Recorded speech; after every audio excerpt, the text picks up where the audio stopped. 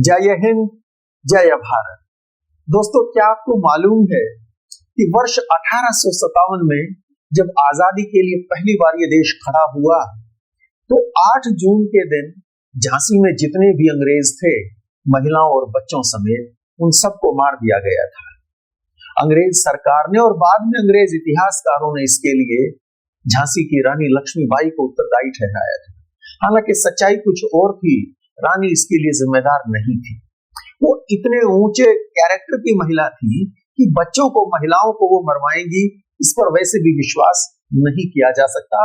और प्रमाण भी इसी बात को साबित करते हैं कि रानी की इसमें कोई भूमिका नहीं थी। लेकिन उस दिन यानी 8 जून के दिन झांसी में सभी अंग्रेज मारे तो गए थे, महिलाएं भी और बच्चे भी। तो फिर किसने मारे, क्यों मारे, क्या हुआ था झांसी में, और उसके बाद वो बगावत झांसी में कैसी भड़की, क्या हुआ, आज इसकी चर्चा करेंगे। और इसके लिए अपने को थोड़ा सा पीछे जाना पड़ेगा, वर्ष 1853 में। झांसी के राजा गंगाधर राव मरणासन है, अपनी कोई संतान नहीं है। वो एक बच्चे को गोद लेते हैं और अंग्रेज सरकार को चिट्ठी लिखते हैं कि मेरे अडॉप्टेड सन दामोदर राव, उस बच्चे को नाम दिया है उन्होंने दामोदर राव, कि दामोदर राव को मेरे मरने के बाद झांसी का उत्तराधिकारी और मेरी रानी लक्ष्मीबाई को झांसी की रीजेंट एक्सेप्ट किया जाए। और इसके बाद 21 नवंबर 1853 को राजा गंगाधर राव की मृत्यु हो जाती है। इसके बाद रानी उस मैटर को फॉलो अप करती हैं, कई चिट्ठियां लिखती हैं कैलकाटा में, जहां ईस्ट इंडिया कंपनी की सरकार है, लॉर्ड डलहौजी उस समय गवर्नर जनरल। लेकिन रानी की अपील्स बेकार साबित होती हैं और अंग्रेज उनकी रिक्वेस्ट को रिजेक्ट कर देते हैं। इनकी देखिए, झांसी और ईस्ट इंडिया कंपनी की पहले से ही संधियां थी। 1817 में ट्रीटी हुआ, फिर 1842 में हुआ, लेकिन किसी संधि का कोई लिहाज अंग्रेज नहीं रखते और झांसी को हड़प लेते हैं, अनेक्स कर लेते हैं। मजबूर होकर रानी को, बल्कि वो लंदन में भी एक अपील भेजती हैं कोर्ट ऑफ डायरेक्टर्स में, और वो अपील भी उनकी बेकार जाती है और रानी को मजबूर होकर वर्ष 1854 में झांसी का किला छोड़ना पड़ता है और झांसी शहर में एक छोटे से महल में वो शिफ्ट कर जाती है। अंग्रेज रानी को 5,000 रुपया महीना पेंशन ऑफर करते हैं। रानी इनकार कर देती है कि पेंशन लेने का मतलब तो ये होगा कि मैंने झांसी का अनेक्सेशन एक्सेप्ट कर लिया, तो रानी मना कर देती है। लेकिन कोई आय का दूसरा साधन भी नहीं था, तो कुछ सलाहकारों के, शुभ चिंतकों के समझाए जाने के बाद कुछ समय बाद वो पेंशन लेना शुरू कर देती है। अब अंग्रेज दूसरा अत्याचार करते हैं, अपमान करते हैं रानी का, और फरमान जारी करते हैं कि देखिए, झांसी के ऊपर तो कर्ज था और वो कर्ज झांसी की रानी की पेंशन के अगेंस्ट एडजस्ट किया जाए। ये बड़ा भारी अपमान था रानी का। रानी गुस्से में कहती हैं कि ठीक है, मैं झांसी ही छोड़ देती हूं, मैं बनारस जाकर संन्यास लेकर बाकी का जीवन बिता दूंगी। मेरी झांसी तुमने छीन ली और झांसी के ऊपर जो कर्ज था वो कह रहे हो कि वो तुम मुझसे उगाओगे। जब रानी ऐसा कहती है तो अंग्रेजों को डर लगता है, क्योंकि पहले ही झांसी के लोग अंग्रेजों के खिलाफ हैं। रानी का बड़ा सम्मान था झांसी में, उनसे झांसी छीन ली गई और एक साधारण महिला की तरह अब वो शहर में रह रही थी और उनकी पेंशन पर भी इस तरह से अंग्रेज उसको भी जब्त करने की कोशिश कर रहे थे। और रानी अगर सच में बनारस जाती हैं तो अंग्रेजों को डर था कि बगावत हो सकती है। अब वो रानी को मनाते हैं कि नहीं, आप मत जाइए, आप नहीं रहिए, आराम से रहिए। खैर, रानी नहीं जाती और वर्ष 1857 तक वो एक तरह से गुमनामी जैसा जीवन है वो झांसी में बिता रही हैं और अपने उस अडॉप्टेड चाइल्ड को, दामोदर राव, उसकी परवरिश कर रही हैं।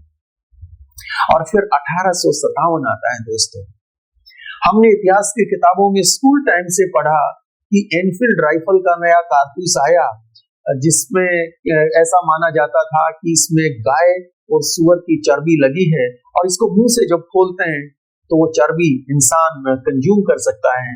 लिहाजा ना हिंदू सिपाही उसको इस्तेमाल करने के लिए तैयार थे और ना ही मुसलमान। अंग्रेजों ने उस समय भारत को 3 हिस्सों में बांट रखा था। 3 प्रेसिडेंसी कहलाती थी, बंगाल प्रेसिडेंसी, बॉम्बे प्रेसिडेंसी और मैड्रास प्रेसिडेंसी। तो बंगाल प्रेसिडेंसी में विशेष रूप से ये बगावत होती है। मार्च 1857 में बैरकपुर में मंगल पांडे वो बगावत का झंडा उठाते हैं और फिर अप्रैल में मेरठ में होता है। मेरठ में थर्ड बंगाल लाइट कैवलरी के जवानों को जब वो प्रैक्टिस करने के लिए कारतूस दिए जाते हैं तो उनमें से 85 सच सोल्जर्स मना कर देते हैं उसको इस्तेमाल करने से। उनका कोर्ट मार्शल किया जाता है और फिर 9 मई को उनको सजा सुना दी जाती है।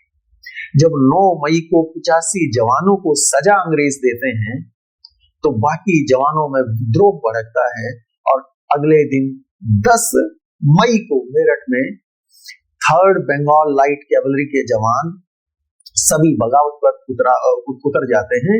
जो अंग्रेज अफसर सामने आता है उनकी हत्या कर देते हैं और दिल्ली के लिए कूच कर जाते हैं कि दिल्ली जाके बहादुर शाह जफर से कहेंगे कि आप इस अपराइजिंग का, आजादी की इस मुहिम का नेतृत्व करें। 11 की सुबह दिल्ली पहुंचते हैं। बहादुर शाह जफर के महल के पीछे नीचे खड़े होकर उनको आवाज दी जाती है। बहादुर शाह जफर शुरू में इस चीज के लिए तैयार नहीं है, 82 वर्ष के बूढ़े व्यक्ति, लेकिन उनको विवश किया जाता है और उनको तैयार होना पड़ता है। तो मेरठ से बगावत दिल्ली पहुंचती है। दिल्ली पर भारतीय सिपाहियों का, विद्रोहियों का अधिकार हो जाता है और ये खबर जब चारों तरफ फैलती है तो बगावत चारों ओर फैलती है। लेकिन मई के महीने में झांसी अभी शांत था। तो फिर क्या होता है अचानक झांसी में? मई में शांत है, क्या हुआ उसको अब देखते हैं। दोस्तों, वर्ष 1854 में झांसी के एनेक्सेशन के बाद झांसी की सेना को डिसबैंड कर दिया गया। अब झांसी में ईस्ट इंडिया कंपनी के सिपाही थे, 12th बंगाल लाइट इन्फेंट्री और 14th इर्रेगुलर कैवलरी। ये हिंदुस्तानी जवान थे और इनके कुछ अफसर अंग्रेज थे। झांसी का एडमिनिस्ट्रेशन अंग्रेज के हाथ में था और वहां पॉलिटिकल एंड एडमिनिस्ट्रेटिव ऑफिसर हुआ करते थे कैप्टन अलेक्जेंडर स्कीम, तो वो वहां गवर्नमेंट के एक तरह से हेड हैं, और एडिशनल डिस्ट्रिक्ट मैजिस्ट्रेट हैं कैप्टन गॉर्डन। तो ये व्यवस्था वहां चल रही है। झांसी में कैप्टन स्कीम और उनके अंग्रेज साथी बिल्कुल आश्वस्त थे कि यहां बगावत नहीं होगी। 18 मई को कैप्टन स्कीन आगरा में अपने सीनियर्स को एक रिपोर्ट भेजते हैं और कहते हैं यहां चिंता करने की कोई जरूरत नहीं है। पर सच्चाई ऐसी नहीं थी। 1 जून को 2 बिल्डिंग्स में, कैंटोनमेंट के अंदर 2 बिल्डिंग्स में आग लगती है और अंग्रेज इसे महज दुर्घटना समझते हैं, आग बुझा दी जाती है। 5 जून को सार्जेंट गुरबख्श सिंह के नेतृत्व में कुछ जवान बगावत करते हैं और स्टार फोर्ट को घेर लेते हैं। स्टार फोर्ट ये भी एक छोटा सा किला था, कैंटोनमेंट में ही बना था। इसकी आउटर वॉल स्टार की शेप में थी, इसलिए इसको स्टार फोर्ट कहते थे। इसमें अंग्रेजों की मैगजीन थी, यानी शस्त्रागार था, और उनकी ट्रेजरी थी, और ट्रेजरी में 4.5 लाख रुपया था। तो कुछ भारतीय जवान उसे घेर लेते हैं, उस पर अधिकार कर लेते हैं। अंग्रेज डर के मारे किले में छिप जाते हैं, स्टार फोर्ट में नहीं, झांसी का जो मेन फोर्ट था। अब देखिए, झांसी में अंग्रेजों की 2 तरह की सेटलमेंट थी। एक कैंटोनमेंट में जहां सैनिक अधिकारी हैं, और जो सिविलियन ऑफिसर हैं उसको सिविल स्टेशन कहते थे। एक मिलिट्री स्टेशन जो कैंटोनमेंट है, और दूसरा सिविल स्टेशन जहां सिविलियन ऑफिसर रहते थे।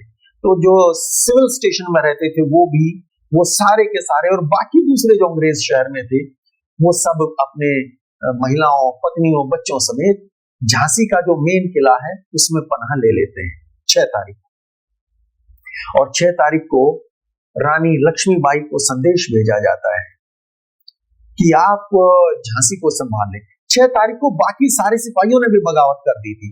5 को तो कुछ ने की थी, पर 6 को सभी भारतीय सिपाही जितने भी झांसी में थे उन सब ने बगावत कर दी थी। तो अंग्रेज अब घबरा गए थे। रानी लक्ष्मीबाई से वो मैसेज भेज के रिक्वेस्ट करते हैं कि आप झांसी को ले लें, लेकिन रानी इसके लिए तैयार नहीं। वो उत्तर देती है। डीवी तहमानकर की बहुत अच्छी रिसर्च बुक है द रानी ऑफ झांसी। इसमें विष्णु भट्ट गोडसे को कोट करते हुए वो लिखते हैं कि रानी ने जब 6 जून को अंग्रेजों का कैप्टन गॉर्डन का उनको संदेश मिला कि हमारी मदद कीजिए, झांसी को टेक ओवर कर लीजिए। तो रानी ने क्या उत्तर भिजवाया था? विष्णु भट्ट गोडसे कंटेम्परेरी राइटर हैं, मराठी में उन्होंने पुस्तक लिखी थी my travels the story of 1857 mutiny. तो विष्णु भट्ट गोडसे को कोट करते हुए यहां लिखते हैं तह मानकर कि रानी ने लिखा, शांति के समय जब मैंने अपना राज्य मांगा तो आपने देने से इनकार कर दिया, और अब जब आप इसे संभाल नहीं पा रहे हैं तो मुझे दे रहे हैं। कलकत्ता में जब आपकी काउंसिल ने झांसी के भाग्य का फैसला किया तब आपने मुझे बुलाकर चर्चा करना भी आवश्यक नहीं समझा। यदि मैं आपको सुरक्षा दूंगी तो भारतीय सिपाही मुझे जला देंगे, पूरी तरह बर्बाद कर देंगे। अच्छा यह है कि अपनी सुरक्षा स्वयं करो। रानी ऐसा क्यों लिख रही है कि भारतीय सिपाही मुझे जला देंगे? क्या सच में रानी को अपनी सुरक्षा की चिंता थी? देखिए, इसमें एक बात अपने को समझनी होगी कि झांसी में जिन सिपाहियों ने बगावत की वो रानी लक्ष्मीबाई के सिपाही तो थे नहीं, वो ईस्ट इंडिया कंपनी के सिपाही थे। उनको अंग्रेजों ने भर्ती किया था और कल तक इन्हीं भारतीय सिपाहियों का अंग्रेज इस्तेमाल कर रहे थे। भारतीयों के विरुद्ध ही इन्हीं के सहारे वो एक के बाद एक राजा के साथ युद्ध कर रहे थे, हरा रहे थे। इन्हीं के मदद से मराठों को हराया होगा, इन्हीं के मदद से पंजाब में सिखों को हराया होगा, इन्हीं की मदद से अलग अलग लड़ाइयों में वो हरा रहे थे। अब ये सिपाही बगावत पे आ गए थे। तो रानी लक्ष्मीबाई के सिपाही तो ये खैर नहीं थे। हो सकता है रानी को इनसे चिंता रही हो, अपनी सुरक्षा की वो थी भी। आगे चलकर हम इस पर बात करेंगे। और एक बात और यहाँ पे हम ध्यान करें कि जब मेरठ में बगावत हुई तो रानी ने कैप्टन स्कीन को पत्र लिखकर अनुमति मांगी थी अपनी सुरक्षा के लिए कुछ गार्ड्स भर्ती करने की। 1854 में जब झांसी को अंग्रेजों ने अनेक्स कर लिया तो उसके बाद रानी के पास अपने सिक्योरिटी गार्ड्स नहीं थे। तो कैप्टन स्कीन उनको परमिशन दे देते हैं और उन्होंने 150 गार्ड्स की भर्ती की थी। पर बगावत उन्होंने नहीं की। बगावत की ईस्ट इंडिया कंपनी के 12th बंगाल लाइट इन्फेंट्री और 14th इरेगुलर कैवलरी के जवानों ने। तो रानी का जवाब चला गया और अंग्रेजों ने अपने आप को किले में कैद कर लिया। इधर जो कैंटोनमेंट में अंग्रेज अफसर थे, कैप्टन डनलप और कुछ और अंग्रेज अफसर उनके साथ थे, उनको बागी सिपाही घेर लेते हैं और उन सबको मार दिया जाता है। कुल 8 लोग थे वहां पे अंग्रेज, उनको मार दिया जाता है। तो 6 तारीख को कैप्टन डनलप और उनके साथी कैंटोनमेंट में मार दिए गए और अब पूरी तरह से विद्रोही सिपाहियों का अधिकार हो चुका था कैंटोनमेंट पे और झांसी पे भी। और अंग्रेजों ने स्वयं को झांसी के मेन किले में कैद कर रखा था। 7 तारीख को कैप्टन स्कीन किले के अंदर से अपने संदेशवाहक भेजते हैं। 3 लोगों को भेजते हैं, एक स्कॉट और 2 और हैं। रानी लक्ष्मीबाई के पास भेजते हैं मैसेंजर कि देखिए आप झांसी को टेक ओवर कर लीजिए। वही बात दोबारा दोहराई जा रही है कि आप झांसी को टेक ओवर कर लीजिए और हमें सुरक्षित यहां से निकलने का रास्ता दे दीजिए। अब मजेदार बात यह है कि एक तरफ अंग्रेज कह रहे हैं रानी को कि आप झांसी ले लीजिए और दूसरी तरफ बागी सिपाही भी कह रहे थे कि आप झांसी ले लीजिए, आप लीड कीजिए हमें। जैसे दिल्ली में बहादुर शाह जफर से कहा गया था कि आप हमें लीड कीजिए, झांसी में कह रहे हैं रानी लक्ष्मीबाई को कि आप हमें लीड कीजिए। बागी सिपाही ऐसा कह रहे हैं। रानी ना इनकी बात को हाँ कर रही है और ना उनकी बात को हाँ कर रही है। और बागी सिपाही वहां पर एक दूसरा फिर रास्ता अपनाते हैं। 6 तारीख को ही, चूंकि रानी उनके साथ नहीं आ रही थी, तो रानी पर प्रेशर क्रिएट करने के लिए राजा गंगाधर राव के ही दूर के रिश्तेदार सदाशिव राव, जो खानदेश में कहीं रहते थे, उनको बुला लेते हैं कि भाई अगर रानी हमारी बात नहीं मानती तो झांसी हम आपको दे देंगे, अगर आप हमारी शर्तें मानते हो तो 2 दिन के बाद सदाशिव राव भी झांसी पहुंच जाते हैं। तो रानी पर यह प्रेशर क्रिएट किया जा रहा है और 6 तारीख की रात को ही बागी सिपाही एक मीटिंग करते हैं जिसमें रानी के भी कुछ फॉलोवर्स, उनके सहयोगी उस मीटिंग में हाजिर हैं और वहां ये निर्णय ले लेते हैं कि किले में जितने भी अंग्रेज कैद हैं सबको मारेंगे। और रानी अगर तैयार नहीं होती है, जैसे मैंने पहले बताया, तो फिर कहते हैं सदाशिव राव को हम झांसी सौंप देंगे अगर वो हमारी शर्तें मानते हैं तो।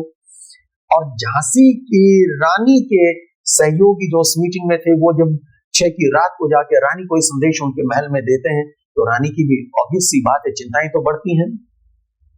7 तारीख को अंग्रेजों ने, जैसा मैंने पहले कहा, संदेशा जब भेजा गया, 3 संदेशवाहक भेजे, मैसेंजर्स भेजे रानी के पास, तो वो भी रास्ते में सिपाहियों ने पकड़ लिया उनको और वो महल तक तो गए हैं लेकिन रानी से उनकी भेंट नहीं होती है। वो सौंप दिए गए वापस बागी सिपाहियों को, रानी के गार्ड्स के द्वारा, और बागी सिपाही उन तीनों को मार देते हैं। अंग्रेज इतिहासकारों का कहना है कि उन तीनों की हत्या के लिए रानी जिम्मेदार थी। वो रानी के महल तक गए थे, लेकिन दोस्तों जो आई विटनेसेस के जो अकाउंट्स हैं उससे ये पता चलता है कि रानी तो किले के अंदर, अपने महल के अंदर हैं, वो नहीं मिल रही हैं। वो बाहर रानी के जो सलाहकार कहिए या उनके सहायक कहिए, उनसे उनकी मुलाकात होती और वो उन पर भी भारी प्रेशर है। वो इतने बड़ी संख्या में नहीं है। और देखिए, अंग्रेजों के लिए कोई हमदर्दी का तो कोई सवाल ही पैदा नहीं होता, जैसा अंग्रेजों ने रानी के साथ किया था। लेकिन परिस्थितियां इतनी अनुकूल नहीं थी कि रानी आंख मूंद के और बागी सिपाहियों के साथ चल पड़े। इतनी बड़ी ईस्ट इंडिया कंपनी जिन्होंने सारे हिंदुस्तान पर इस तरह कब्जा कर रखा था, तो इन सिपाहियों के सहारे रानी इतना बड़ा निर्णय नहीं ले पा रही थी। खैर, 7 तारीख को वो 3 मैसेंजर्स मार दिए गए और 7 तारीख की ही शाम को, दोपहर बाद बल्कि 2:30-3 बजे, झांसी के किले पर सिपाही गोलीबारी शुरू करते हैं और बड़ी जम के गोलीबारी होती है। अंग्रेज जो किले में कैद थे, बल्कि एक बात और मैं बताऊं, रानी ने उनको ऑफर दी थी, वो किले में जा रहे थे तब, कि अब महिलाओं को लेके मत जाओ, बच्चों को लेके मत जाओ, इनको मेरे महल में छोड़ दो। तो इतना सब डर होते हुए, रानी की अपनी सुरक्षा की भी जायज चिंताएं होते हुए भी, जेन्युइन वहां कंसर्न था रानी के लिए भी अपनी सिक्योरिटी का, बावजूद इसके this was the character of Rani Lakshmibai, that she completely ignores her own safety and gives this offer to the butchers. Don't take away the children and the women. Leave them with me in my palace. I take guarantee of their security, not of your security. तुम्हारी सुरक्षा का मैं जिम्मा नहीं लेती, पर तुम्हारी महिलाओं और बच्चों का मैं जिम्मा लेती हूँ। पर अंग्रेजों ने ऐसा किया नहीं। वो अपने बच्चों को भी और पत्नियों को भी ले गए वहां पे। 7 को भारी गोलाबारी हो रही है किले के ऊपर।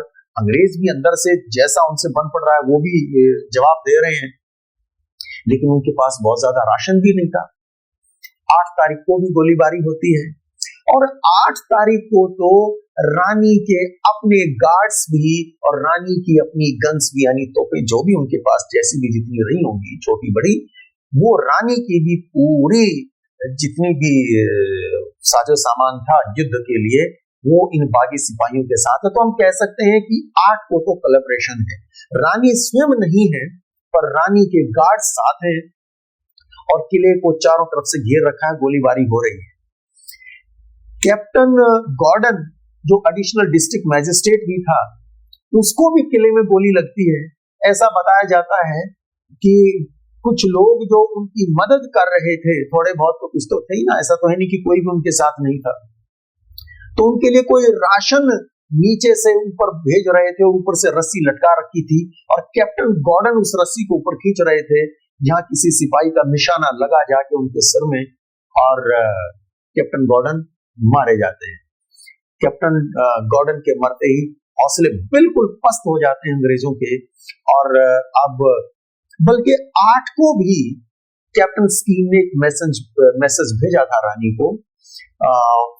वो डेस्परेशन में बार बार मैसेज दे रहे थे कि देखिए आप ले लीजिए, टेक ओवर करिए और किसी तरह हमको सुरक्षित यहां से निकालिए। तो 8 को जो रानी को उन्होंने संदेश भेजा, क्या रानी ने जवाब दिया था? शेख हिंगन एक आई विटनेस है।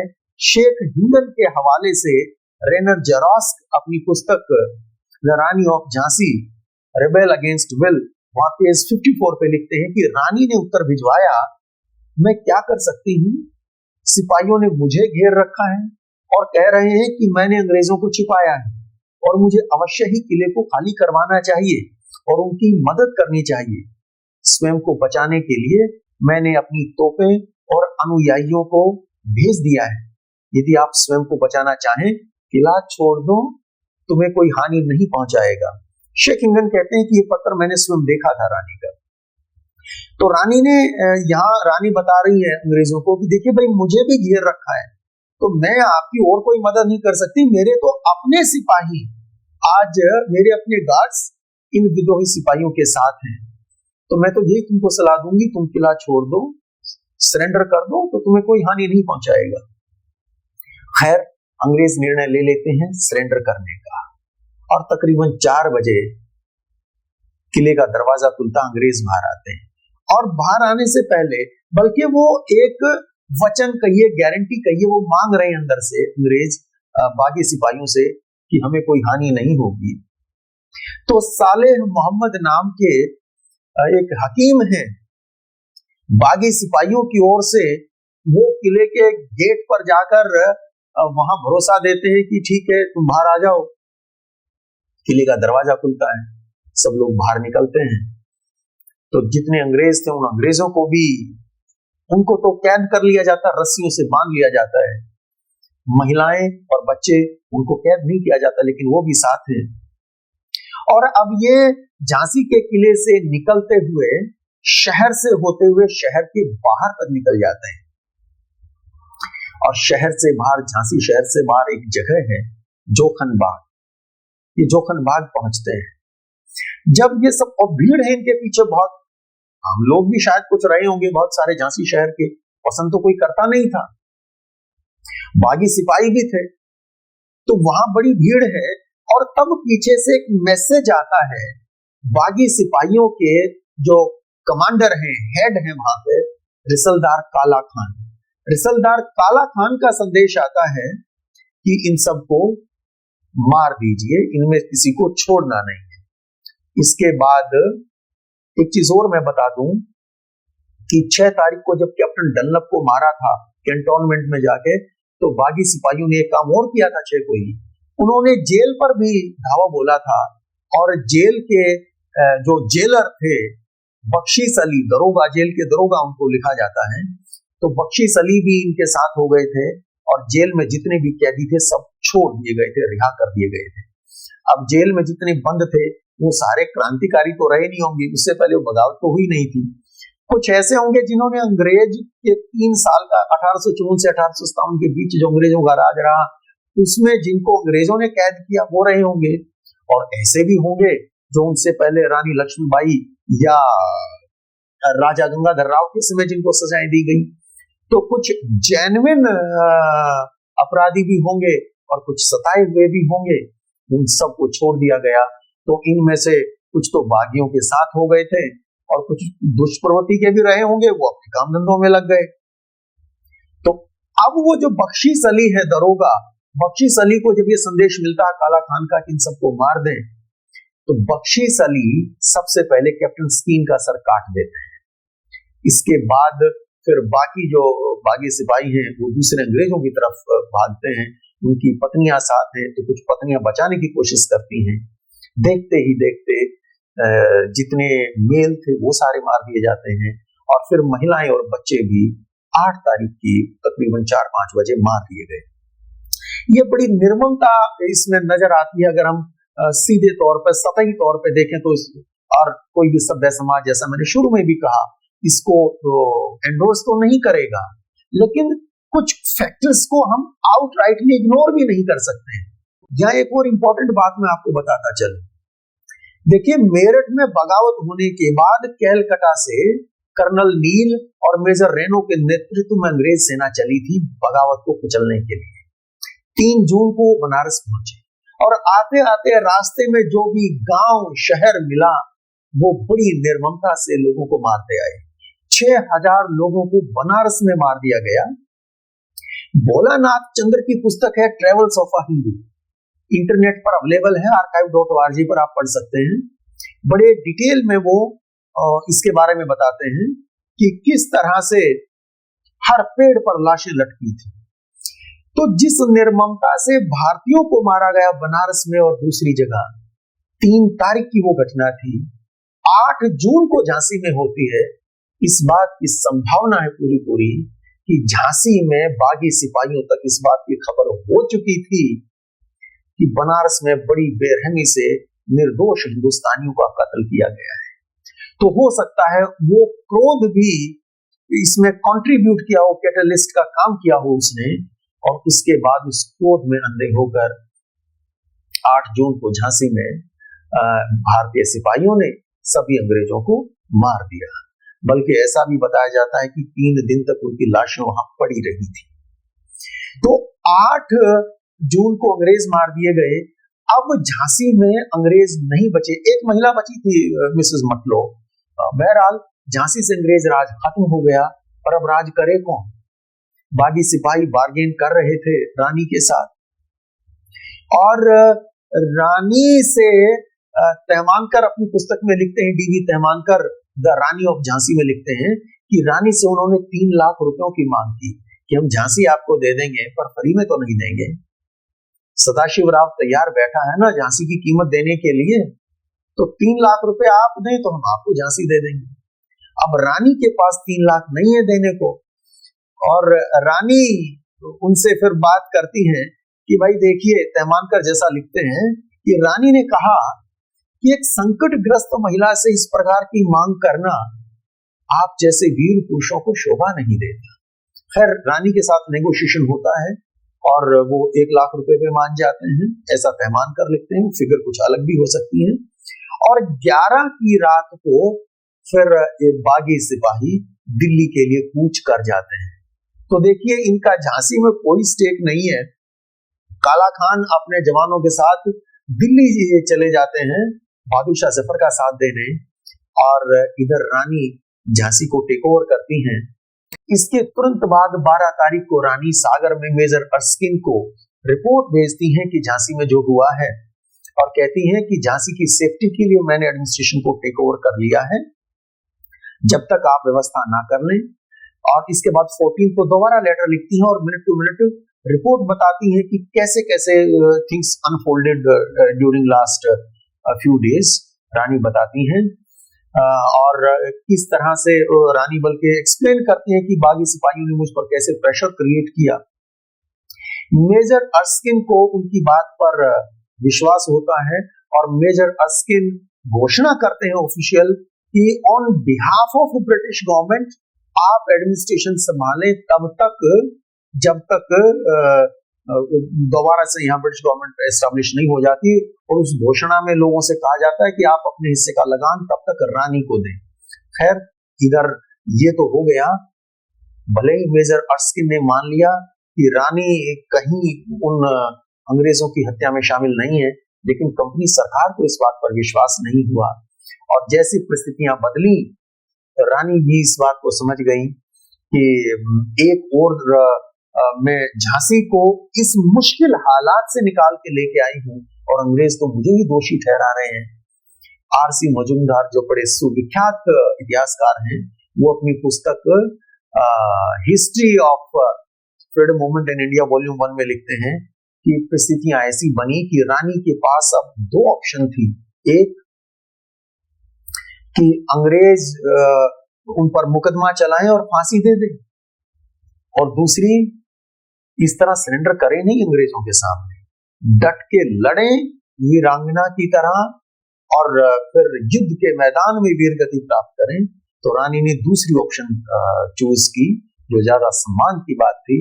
खैर, उसके बाद कैसे हुआ, क्या हुआ, रानी ने फिर किस तरह से अंग्रेजों के विरुद्ध, जिस रानी ने ब्रिटिश गवर्नमेंट के बिहाफ पे, ईस्ट इंडिया कंपनी के बिहाफ पे झांसी को टेक ओवर किया था 12 तारीख को, उसी रानी लक्ष्मीबाई को फिर दोनों हाथों में तलवार उठानी पड़ी उन्हीं अंग्रेजों के विरुद्ध। और जिस बहादुरी से रानी लड़ी थी, ये कहा गया अंग्रेजों की ओर से ही कि दुश्मन की सेना में सबसे बहादुर और सबसे कुशल यदि कोई सेना नायक था तो रानी लक्ष्मीबाई थी। पर इसकी बात, रानी के उस पराक्रम, शौर्य और बलिदान की कहानी अगले रविवार। आज के लिए इतना ही। ये जानकारी कैसी लगी कमेंट बॉक्स में लिखकर जरूर बताइए। जय हिंद, जय भारत।